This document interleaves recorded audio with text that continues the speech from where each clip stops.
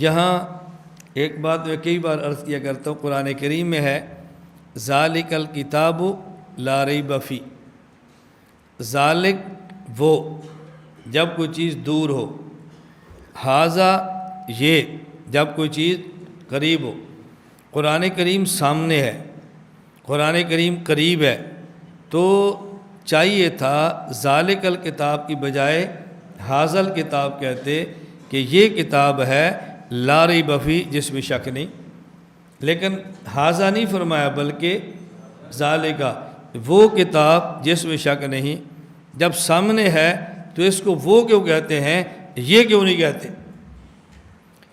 توجہ رکھنا، اللہ رب العزت نے جبرائیل کے واسطے سے رسول اللہ صلی اللہ علیہ وسلم کو دیا، یہ ہے کلام اللہ، رسول اللہ صلی اللہ علیہ وسلم نے پڑھا، یہ ہے قرآن، حضرت معاویہ نے لکھا، یہ ہے کتاب، اللہ نے تکلم فرمایا کلام، رسول اللہ صلی اللہ علیہ وسلم نے پڑھا قرآن، حضرت معاویہ نے لکھا کتاب، لکھا اور صحابہ نے بھی ہے، لیکن جو حضرت معاویہ پہ تنقید زیادہ ہوتی ہے نا، ہم اس لیے ان کا نام زیادہ لیتے ہیں رضی اللہ تعالی عنہ، تاکہ امت کے بچوں کے دماغ میں بیٹھے کہ حضرت معاویہ کاتب وحی تھے۔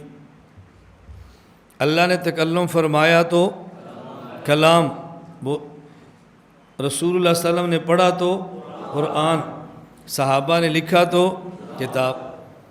جو اللہ نے تکلم فرمایا اس پر کوئی نہیں کہتا کہ قرآن تھوڑا تھا یا زیادہ تھا، بڑھا دیا تھا یا کم کیا تھا۔ رسول اللہ صلی اللہ علیہ وسلم نے پڑھا اور صحابہ کو دیا، کوئی بھی نہیں کہتا حضور پہ اترا تھوڑا تھا، آپ نے دیا زیادہ تھا، اترا زیادہ تھا دیا تھوڑا تھا، اس پر اشکال نہیں۔ اور جب صحابہ نے لکھا تو ہمیں دیا، اس پر اشکال ہے کہ کچھ تھا انہوں نے لکھا نہیں تھا، اور کچھ نہیں تھا انہوں نے لکھ دیا تھا۔ تو جو تکلم اللہ کا ہے اور پیغمبر کو دیا کلام اللہ، اس میں شک نہیں لوگ کرتے۔ جو رسول اللہ صلی اللہ علیہ وسلم نے پڑھا اور صحابہ کو دیا اس میں شک نہیں کرتے، اور جو صحابہ نے لکھا اور ہمیں دیا اس پر شک کرتے ہیں۔ تو اللہ نے یہ نہیں فرمایا ذالک الکلام لا ریب فی، اس پہ تو شک کرتے ہی کوئی نہیں۔ یہ نہیں فرمایا ذالک القرآن لا ریب فی، اس پہ تو شک کرتا ہی کوئی نہیں۔ فرمایا ذالک وہ جو کلام اللہ تھا، وہ جو قرآن تھا، بعد میں معاویہ لکھے گا اور کتاب بنے گی لا ریب فی۔ سمجھ آئی؟ ذالک وہ جو کلام اللہ تو تھا وہ تو ہے ہی لا ریب فی، کوئی شک کرتا ہی نہیں۔ وہ قرآن، اس کو تو سارے بغیر شک مانتے ہیں۔ ذالک وہ کون سا؟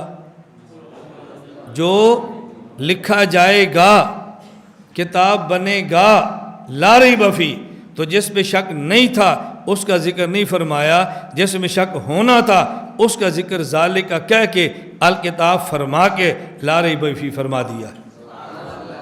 کیسے اللہ نے صحابہ کا دفاع فرمایا ہے۔ فاتحہ تو اجمال ہے نا، آگے ذالک سے تفسیر ہو رہی ہے، الف لام میم تو مقطعات ہے، جس کو کسی کو پتہ ہی نہیں ہے کیا۔ ذالک سے قرآن شروع ہوتا ہے اور شروع ہوتے ہی صحابہ کا دفاع شروع ہو گیا۔ ان کا دفاع ہوگا تو قرآن محفوظ ہوگا نا، ان کا دفاع نہیں ہوگا تو پھر قرآن محفوظ کیسے ہوگا؟